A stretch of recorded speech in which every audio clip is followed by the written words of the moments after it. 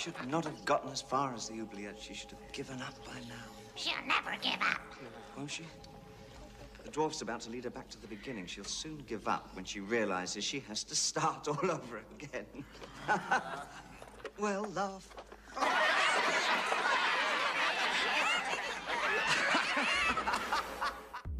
Welcome back to another Cult of Films. Tonight, we're talking about probably one of the most popular cult films. Definitely still falls in line in the criteria, so to speak. And that is 1986 Jim Henson's Labyrinth, starring Jennifer Connelly and David Bowie. Let's take a look. TriStar Pictures announces the collaboration of three extraordinary talents. Jim Henson, creator of The Muppets and Dark Crystal. Where you go with a head like that? George Lucas, creator of the Star Wars saga.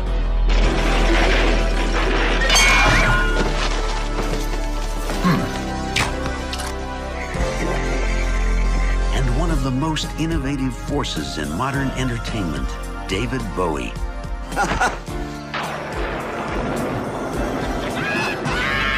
Together, they will take you into a dazzling world of fantasy and adventure. There's nothing to be afraid of. A world where anything seems possible, and nothing is what it seems. Everything I've done for you. I move the stars for no one.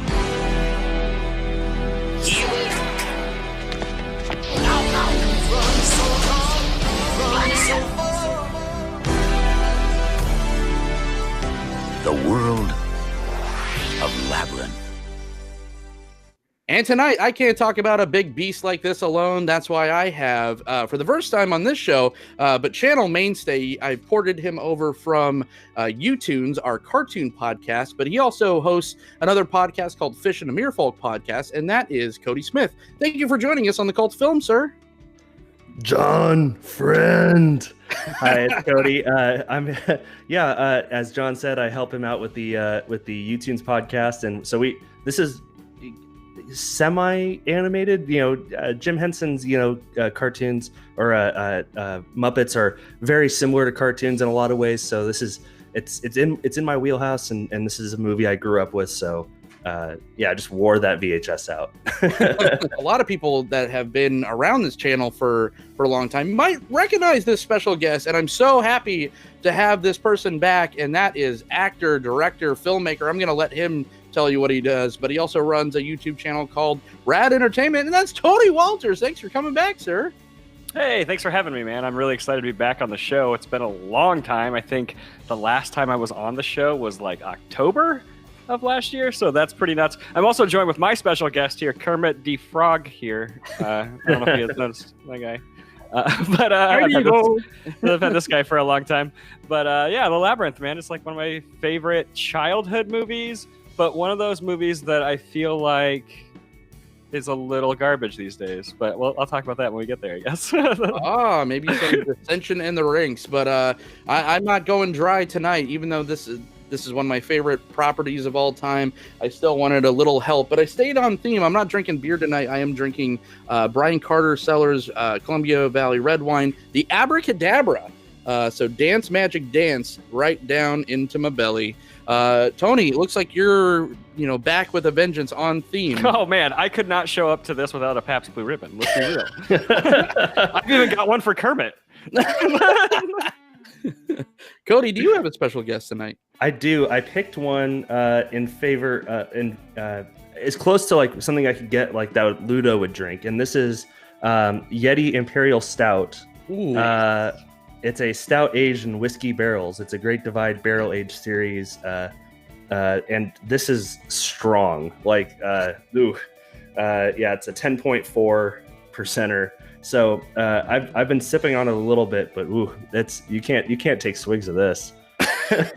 This totally explains our 10-minute explanation off air of ASMR from Cody earlier. Yeah, it involved spaghetti. It involved hair cutting. It was really weird. Yeah. Well, cheers, gentlemen, out of my giant red wine glass. So there's probably been a ton of podcasts out there talking about Labyrinth. Labyrinth to so many people, for especially a certain age demographic such as us. If you're in your 30s or even kind of grew up or were born in the late 70s, chances are you were a Labyrinth fan because of what a phenomena this was.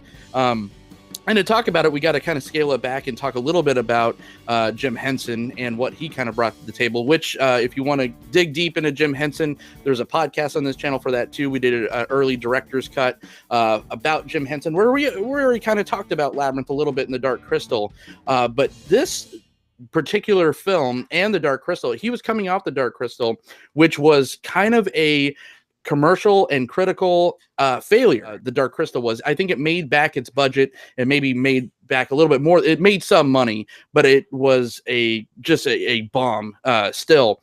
So he decided to go at it one more time. And I mean, kind of to be qualified to be on a show like this, you have to be a cult film where it can't just be a box office smash. This was not. This had a budget of $25 million and it made only $12.9 million in the box office.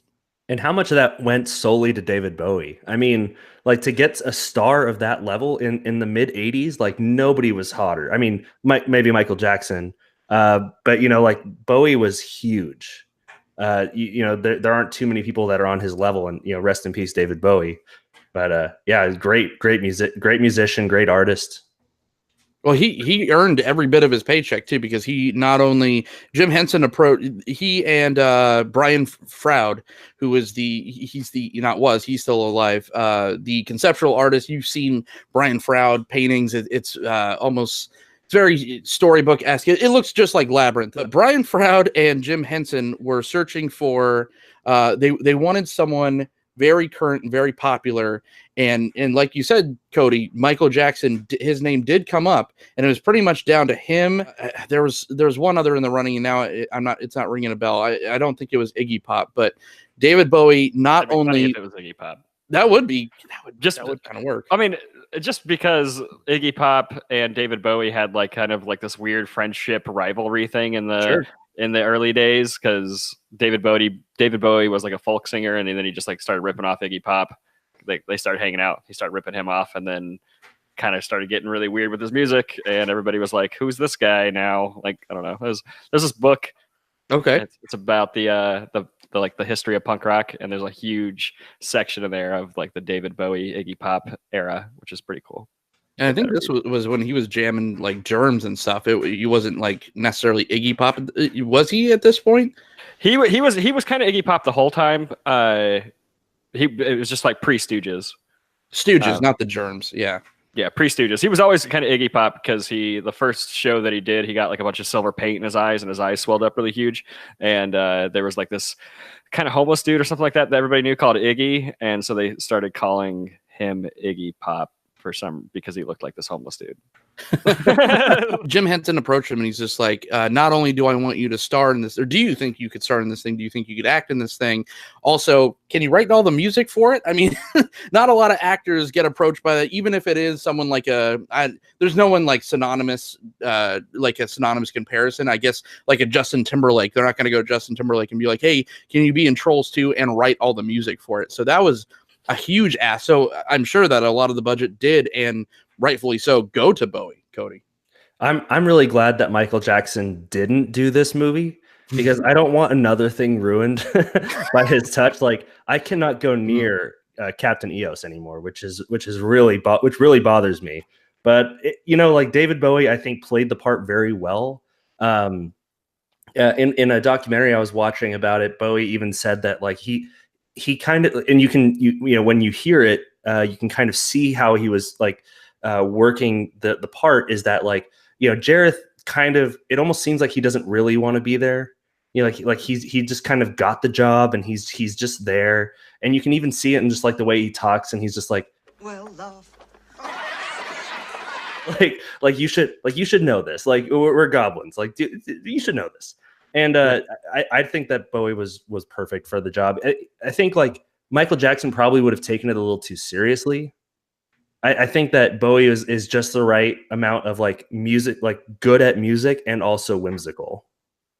Sure. And that in itself would have come off silly. If Michael Jackson taking that role super serious, I think would have just come off weird and too teen boppy. I mean, they put a lot of trust and faith into the two leads, and really the two. I mean, there were so many great voice acting. Brian Henson doing Hoggle and all this, but really the two main leads are David Bowie and a young 14-year-old Jennifer Connelly. 16-year-old. 16-year-old? I thought she was 14. I just did the math. she was born in 1970. I guess maybe she was 14 when they made the movie, because it probably took forever. It released in 1986, so she might have been 14 when they made it, I guess. That's fair. And a lot of people said that, like, oh, how experienced, this was a huge role for. She just came off of starring in a Dario Argento film, one of which in Phenomena, that she got half her finger bit off by a chimp, and they reattached it. So I mean, she's been through some shit at this point. So after getting your finger bit off by a chimp, I'm sure working with David Bowie isn't as intimidating. But I was sort of confused. Is that what it is, that dip, my ship sails on the ocean? Yeah, it's eeny, meeny, miny, moe. I thought so. It's an English version of that. Yeah. So, that was nice. Yeah. I was wondering, she's not English, is she? Does this take place in England? No, it was written by an Englishman. Okay, I was just wondering, because it sort of sounded English. Yeah. A lot of the dialogue certainly is very English, and a lot of characters like Hoggle is particularly English. The characters are great, though. So. Did you see his dick in the whole movie? I'm sure it's probably pretty intimidating. It's like him in these tight pants seducing a 16-year-old girl for the whole movie.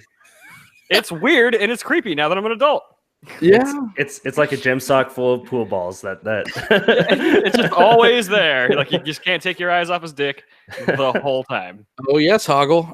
Well, yeah. I mean, it's like he's got one of those like police batons shoved into his pants, like a mag light or something. Like he's just gonna beat an intruder in the middle of the night with it. The famous Bowie bulge. I mean, and they said that this was not that was not a mistake either. This was a conscious choice, not by Bowie either. They were just like they wanted, if they had someone as glamorous as a David Bowie, they wanted to go full spectrum. That's why he has the big ratted hair, the super skin tight pants. The Bowie bulge was a design choice. It's the equivalent to Chris Hemsworth never wearing a shirt. Well, first off, the opening scene, we don't have to go completely like scene by scene or anything, but the very beginning, the very first thing you see of Labyrinth is the owl in the credits.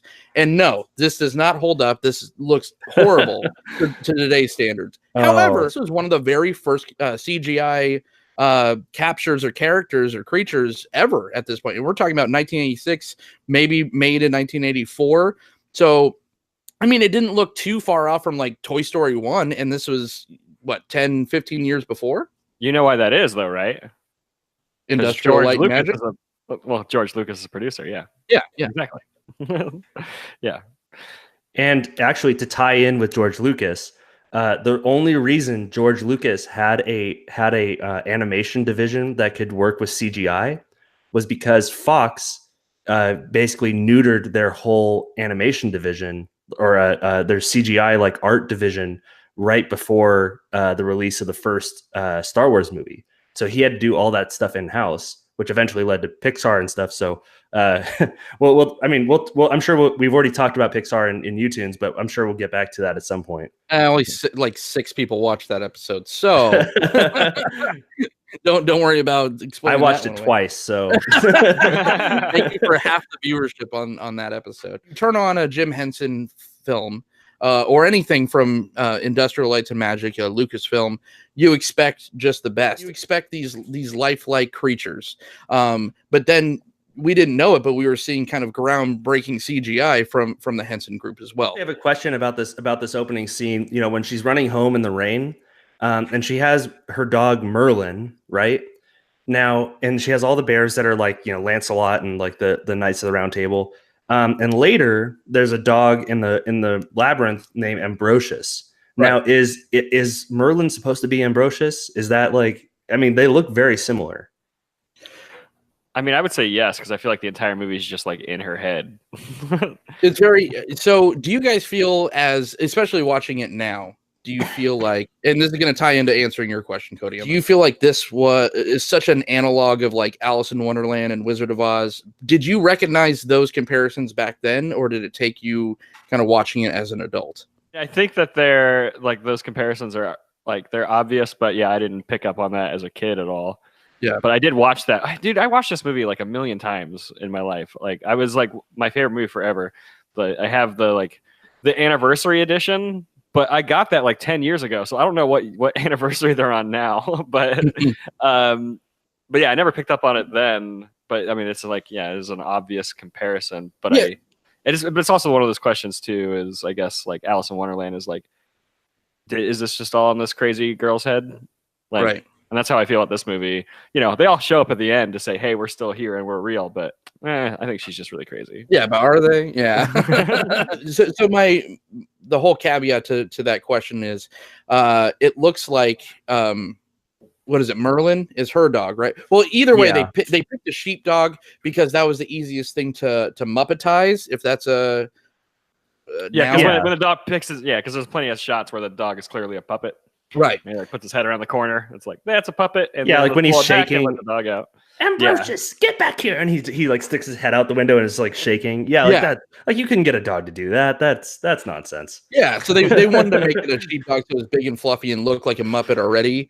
Because I mean, just think about if like Sir Bidimus was riding like a whippet, it just would have like looked really weird. That's what I was thinking. I was wondering if that was tying in basically because you know how Dorothy has Toto and Alice has Dinah. So I was wondering if they kind of, because really they could have taken out Merlin, her dog, out of the movie completely. It wouldn't have changed anything. Ambrosius still could have served his purpose, which he did. But I was wondering from a design choice apart from or further from just having this sheep-like dog because it looked good as a Muppet, as kind of like a recognition to her because it's a dreamlike state. So I don't know. I'm gonna go real deep with this because I have the mental capacity now to think about these deeper themes that I didn't as a kid. Like before, I'm just like, puppets are cool, and now I'm like, oh shit, there's like maybe some stuff going on in this movie. So the dog just like acts as kind of like an anchor to the real world. Sure, yeah, or maybe right. Like that's the question. Yeah, I didn't know if necessarily there was an answer to that question. It's just something that like. When I was watching it, I was, I had my little pad of paper because I was taking some notes and I was like, wait, is that right? Maybe. And I wrote it down and it's just like, I figured I'd ask about it because, it looks good. Like all the puppets look good. Especially like in the scenes where they have like the door knockers.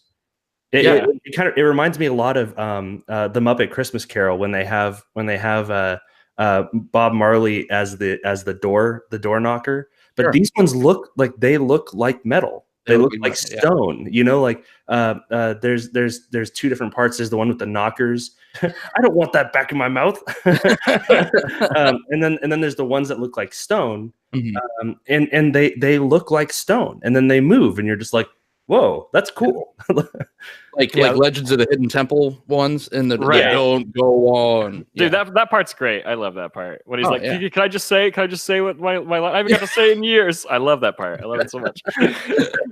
You have one job. Think about it. Right. He's like been waiting in there for so long. Probably who knows? Like, could be like hundreds of years. He's just been waiting for somebody to walk down that hall so he can say the one thing he's got. Sure. Well, don't expect a big reaction. No, of course not. Yeah. Before we move on, I have to. I mean, you're a fellow magic nerd, Kody. So when Ambrosius Plains walks in at the end, at the very end of the movie, and he sees Merlin, do they both die? Well, they've changed the legendary rule since then, so they could both exist as long as they weren't on the same side. I mean, even if they technically have different names. So, like if it was like a planeswalking dog, it would be like Merlin and then Ambrosius. Maybe it could be like a flipwalker or something. Yeah. Who knows? As long as Ambrosius is wearing a saddle still, so it makes it that different. Sure. Maybe he could be like a partner, a partner card, like from Battle Bond with what's that little fox that's on his back? Rocket Raccoon. I don't know. Yeah. How about we wake up Tony and continue this podcast? Sarah is Jennifer Connelly, completely unlikable, spoiled brat. She's in the beginning. Hold on, in the beginning, the whole thing. she's just the worst. She's bitching about how she's in that age where you're not quite, as Britney Spears stated, not quite a girl, not quite a woman, where she wants to go outside and play make-believe and do her lines, but she also wants to be respected. So when she goes back into the house and she is forced to watch her half-brother Toby, she does what any level-headed teenage girl would do at the tender age of whatever. We'll say 18 because her and Bowie 16. get really creepy. The synopsis says she's 16. Yeah, yucks. But yeah, she does what anyone would do, and that is wish for little ravenous creatures to come and steal her brother. And much to her dismay, that happens. But much to maybe not her dismay, that also summons Jareth the Goblin King in Bowie Bulge glory. That's hard to say. What I don't get is they talk about how Jareth is in love with her, I love you, and but then he took her brother because she asked him to, but then he won't give her back her brother. She has to do this ridiculous challenge to get back her brother, and he's doing this because he loves her and he wants to be her slave or something. There's a lot of weird subtext going on. I don't know if that has something to do with the mainstream pop culture of the 80s kind of moving out of baby boomers and kind of becoming a little bit more open to different ideas of stuff, but it's really I don't get it. Yeah. My question is, and maybe I'm missing something. I put the movie on earlier and was rewatching it while I was kind of getting my studio space set up. But when, she's just going off about the Goblin King, asking him to come take her brother. Where does this lore come from that she is doing this? From the book she was reading. Is that's what kind of what I thought. But it's clearly just kind of all in her head. She's just playing make believe, and she's just mad because she has to watch her little brother. And she's just a very unlikable character, I feel throughout the entire film. And it just sets you up like this to be well, this girl sucks. Maybe she's going to learn a lesson. But I don't really feel like she does. We'll talk about Sarah's arc in a minute, but this is where I'm going to put on my thinking cap on Jareth. One thing is clear. Jareth his title is the Goblin King. He is not a goblin. So I think here's my tinfoil hat theory on his origin. I think that he was a stolen child at one point, and no one came for him, or someone did and failed, or whatever. But more than likely, no one even attempted or something. So there was probably some actual Goblin King around, and probably took a liking to him, as Jareth does Toby. And at some point, maybe that goblin died of old age. Maybe it's that fucking guy with the bird on his head that falls asleep. That's scamming people on the side of the labyrinth. Who knows? It's so stimulating being your head. But I think that's where it starts out, where Jareth is so annoyed that his Goonies came and caused this problem for him, where he's just I'm sorry, I got to take your kid because that's what happened. But then, inspired by Sarah's love and realization that she does love her brother, and her determination to get through this impossible thing, even though she's the one that asked for it, I think that's when he shifts the focus and kind of wants both of them. He wants to raise Toby as his own and kind of take on Sarah as a Goblin Queen. That's my theory. I think that you are reading really far into this movie and trying to make it better than what it is. What's wrong with you? Come on, it's good. Well, and that point really kind of dives into there's so much in this movie that they couldn't possibly explain any of that even if they wanted to. Like, this movie is long. It's there's stuff happening at every turn. Like, it's basically like she, like right when she gets into the labyrinth and she meets Hoggle, and he lets her into the labyrinth, then she's immediately like lost. Then she meets the caterpillar, or the worm, sorry, and then I'm just a worm. Hello. Did you say hello? No, I said hello, but close enough. But like love this movie, Tony. And no, I love all the puppets. The puppets are great. It's just the real people that suck. Okay. So get past, okay. But so go ahead, Cody. But so then, like, then she goes past that, and then that's when she she figures out a way to get through that, and then she comes up against another stopping block, and then another, and then she goes to the next one, and in between there's interstitials of David Bowie, hanging out with the baby. You remind me of a babe. That whole scene, probably the most iconic song in the whole movie. Oh, for sure. And so it's like it's basically like there's just something happening at every turn, and there's no time to go like, well, like, let's dig into his desires. Let's dig into like, what's Jareth's motivation. Like, we don't have time to do that. Well, see, right. I feel like they could have just like, cut some of her being lost, because like that opening stuff of her being lost is like, it's kind of just her being lost. It's not really all that great. So they could have cut some of that, gave some more on Jareth's motivation. But David Bowie's kind of a crappy actor, so they're probably like, let's not give him too many lines. Like, we just want him to like flex his dick, sing some songs, and call it a day. Which he did. Perfect. Yeah. Come back, Sarah. He had such weird line. John and I were talking about this earlier. He'd be like, "Come back, Sarah." It's like, dude, what? I know you're not an actor, but like, just talk like a human. Right? Not an actor. I mean, he played Tesla in The Prestige.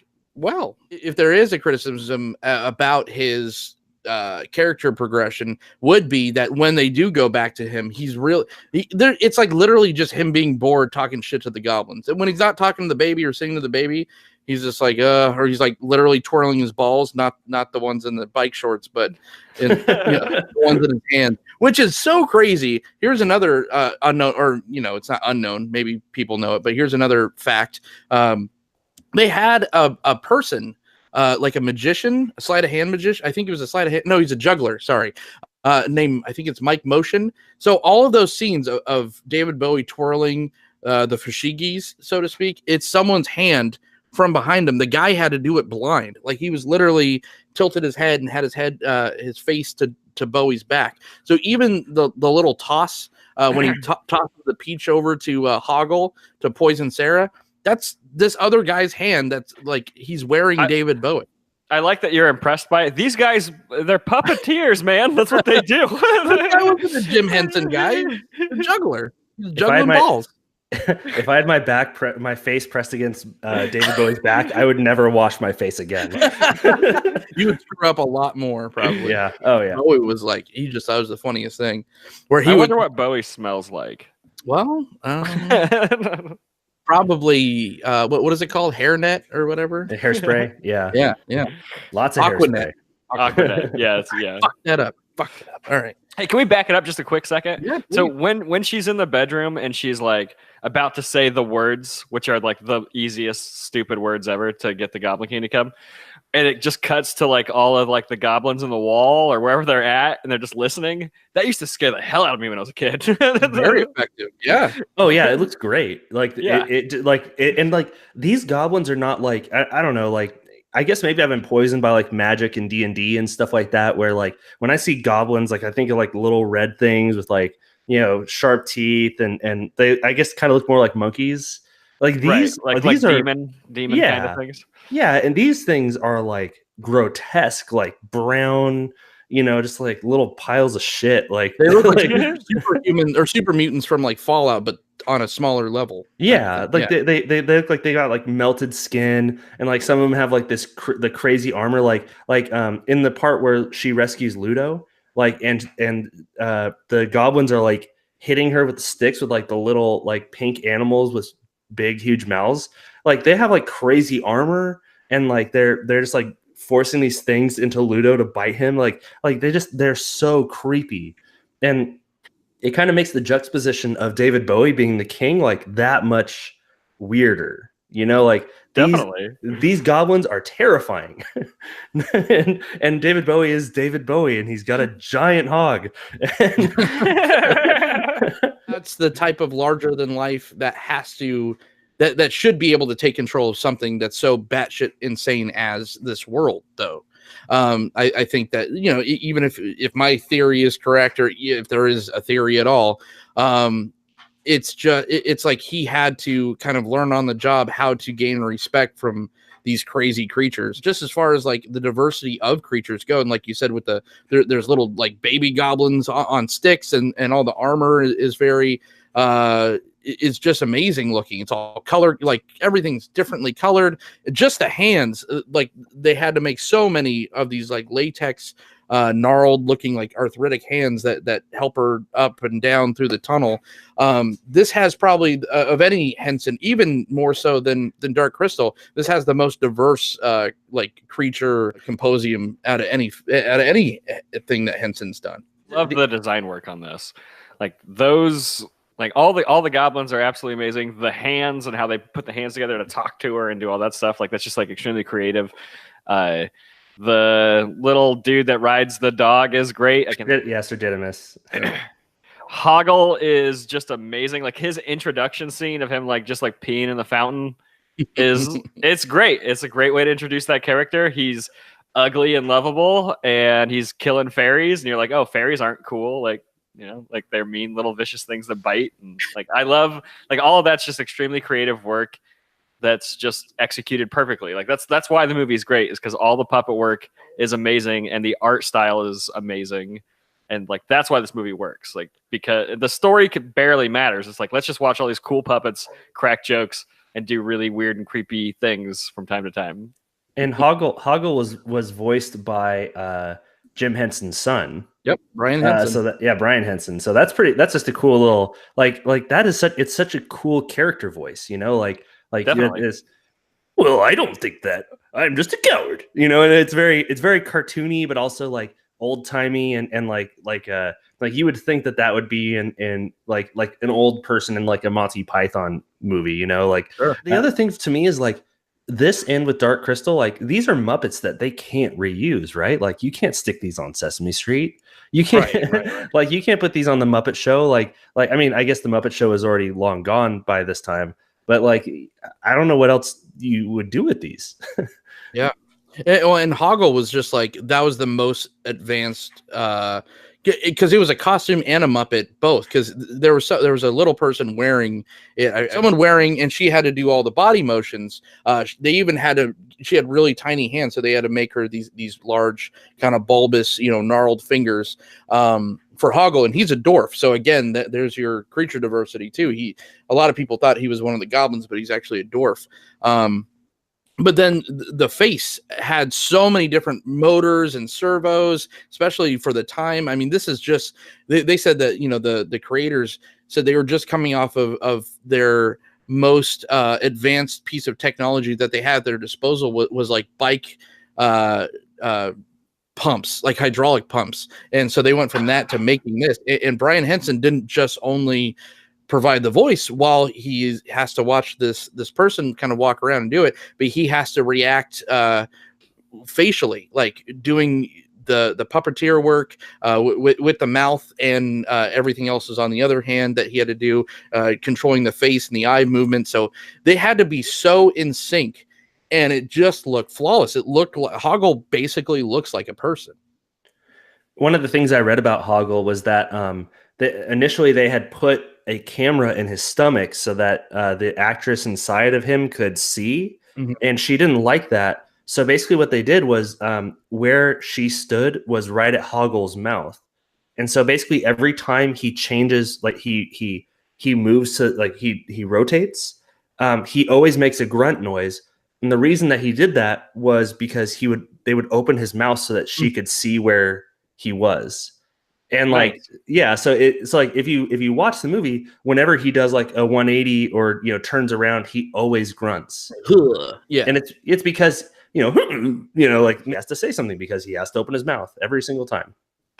I mean, this is like movie making at the next level. Like it was made for kids and all that, but this was just like a work of art. And like, you know, Tony, you said the story doesn't really hold up at all. Where it's it's a cartoon. It's like, it's made for kids. It's PG. I mean, like, the story doesn't hold up for me because I'm 30.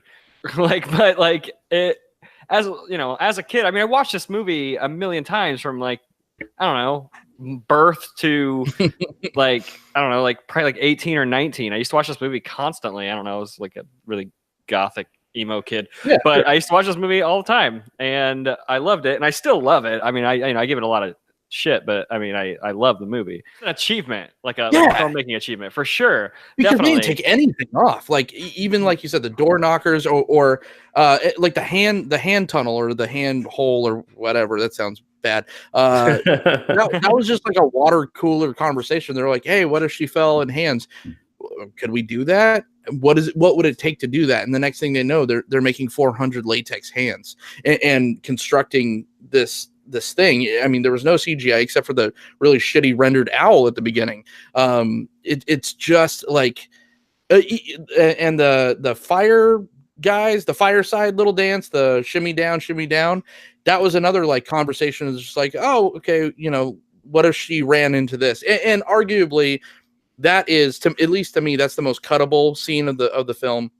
It doesn't progress the story at all. It doesn't really do anything because they're not mentioned at all. I think there's like one or two of those little guys that take themselves apart that come at the very end scene. But I mean, really, they really do nothing as far as the story goes. Yeah, it just serves as a vehicle to get her out of the forest. Like, that's it. Yeah, but it's like, and they need another musical number. One of my favorite puppets in this whole one was right past the stones that are warning, the warning stones, is when they find David Bowie hiding in the tunnels, and he throws the sphere, and it turns. It's the cleaners, and it's this giant, like, you know, it's not just a drill, but it's like a drill with multiple drills on it. Yeah. And like, and when they push the wall down and you see that it's operated by two goblins, like right behind it, like riding it like a bike, like that is the best. Cause it like from the front, it looks like this huge mechanical thing, but then it's like, no, this is Labyrinth. It's powered by two goblins riding a bike. Yeah. I mean, it's nightmarish, right? It's like that scene is very reminiscent of the scene that Tony was talking about earlier in the bedroom, where you never know, even in your own environment, she's already entered this fantastical world and she didn't even know it. And these goblins have infiltrated bed sheets and cupboards and everything. And then, you know, David Bowie just has to throw a little thing. And I mean, that's really the equivalent to like the Labyrinth's like street sweeper, because it's literally function to clear out cobwebs. Hoggle even calls it the cleaners. But yeah, it's nightmarish. Another set piece, and that's another thing we could talk about is just the crazy set pieces. Like Dance Magic Dance had initially was supposed to be only like 20 or something puppets and little people in costumes. It turned out to be like 48 or something like that. So they said that once everyone was cleared out and the puppets weren't there, that people kept falling and tripping because there were so many holes. The set looked like Swiss cheese. It was just such a to-do to build these major sets. And and one that I'm alluding to is the Bog of Eternal Stench. I mean, if you ever want to see a Muppet anus, if you want to see a Muppet anus having diarrhea, I mean, that Labyrinth is the movie for you. Smells bad. Ludo, I think, is one of my favorite characters in the whole thing. Do you know how to get to the Labyrinth? Huh? No. Like, he's disappointed. He's disappointed he can't help. But I mean, the Bog of Eternal Stench also gives us Ambrosius and Sir Didymus at the bridge, where all he needs is their permission. He just needs to give them the permission. So great.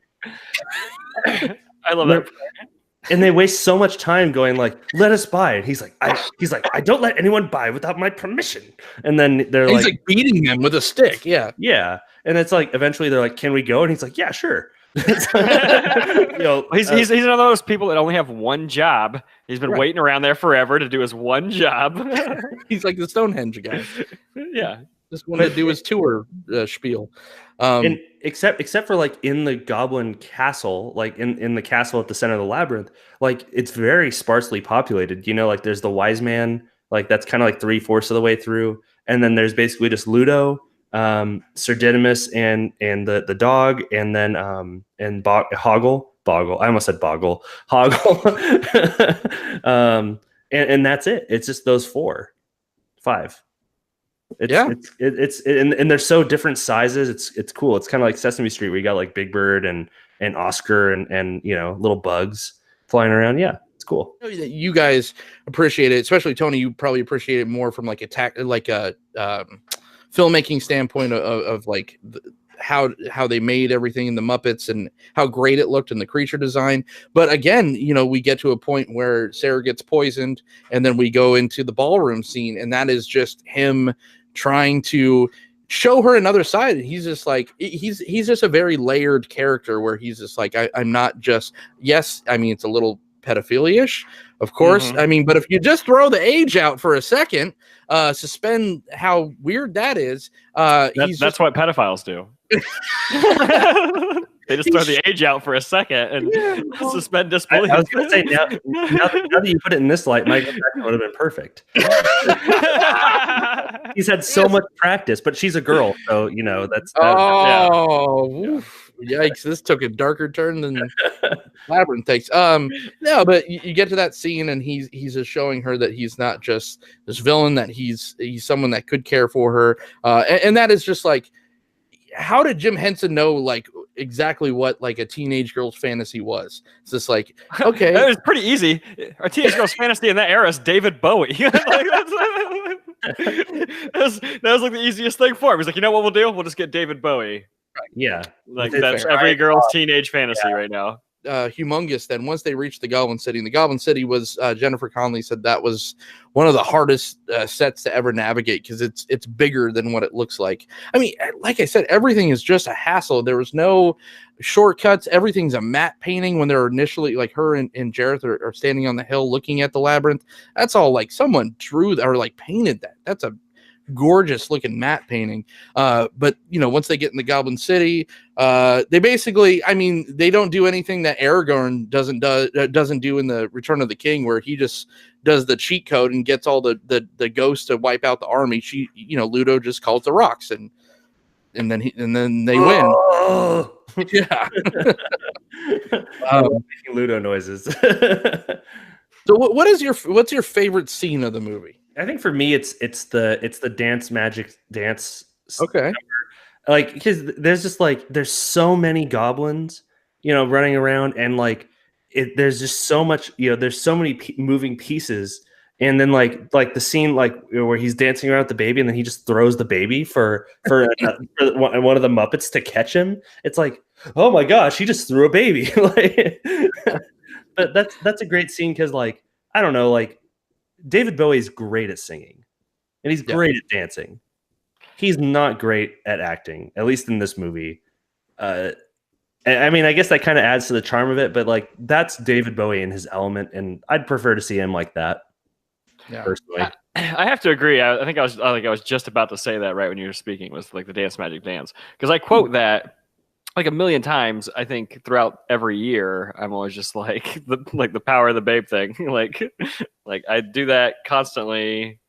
Like, what power? Like, it's great. I love it. Like, hello. I said hello.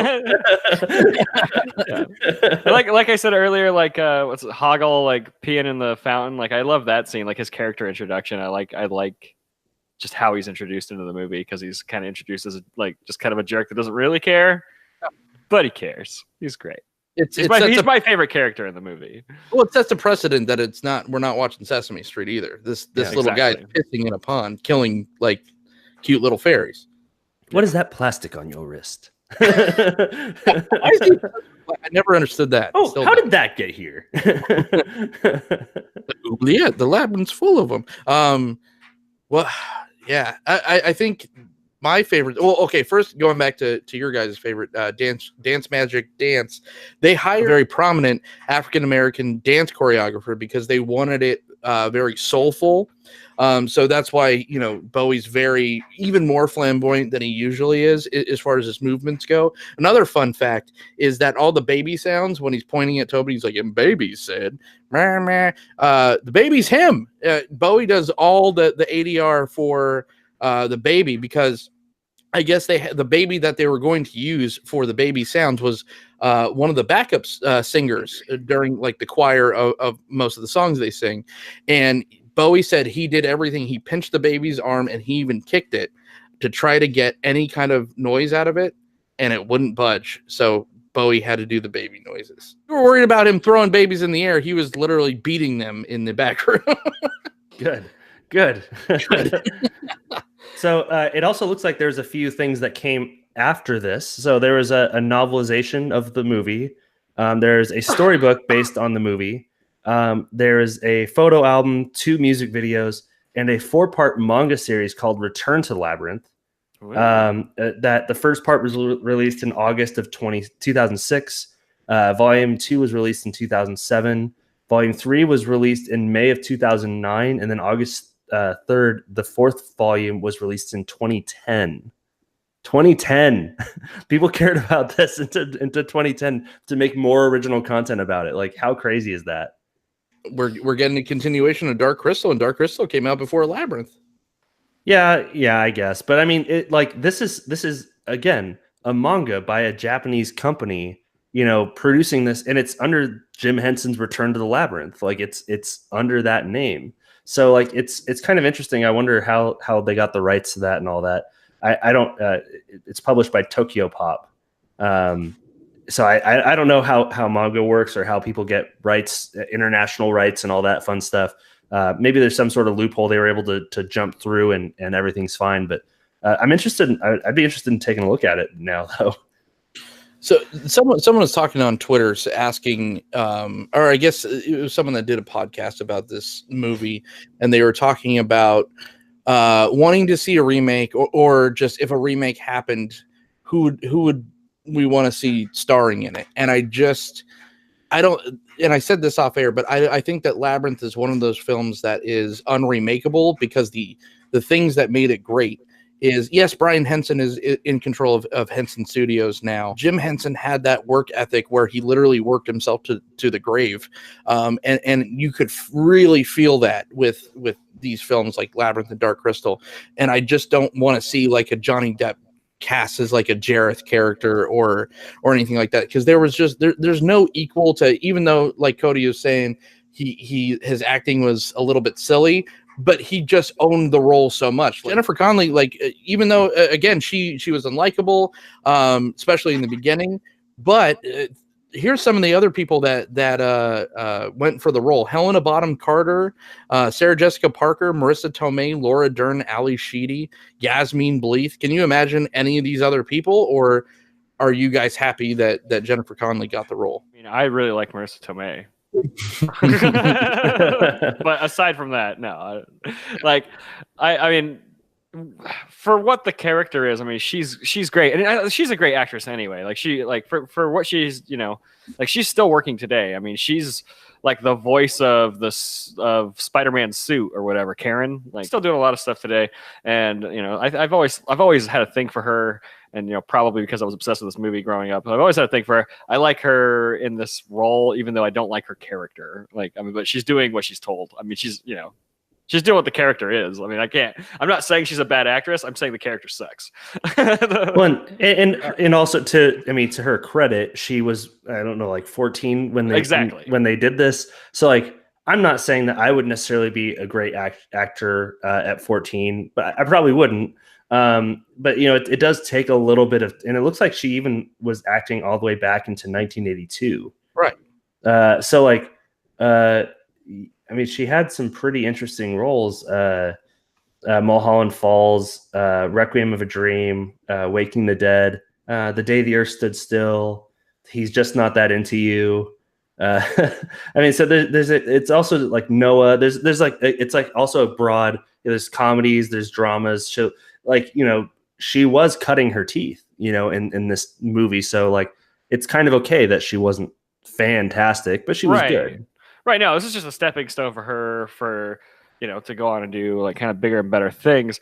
I mean, she's always kind of been, I would say, like in that, like more of like the cult classic kind of actress. Like she's kind of always been in the like smaller movies. Not necessarily. She was like in the Hulk and stuff like that, but like the worst Hulk. but not her fault, just the worst Hulk. Yeah. Like she's good in the stuff she's in. It's just the movies that she's in some of the times, just but she's in Blood Diamond. Blood Diamond's great.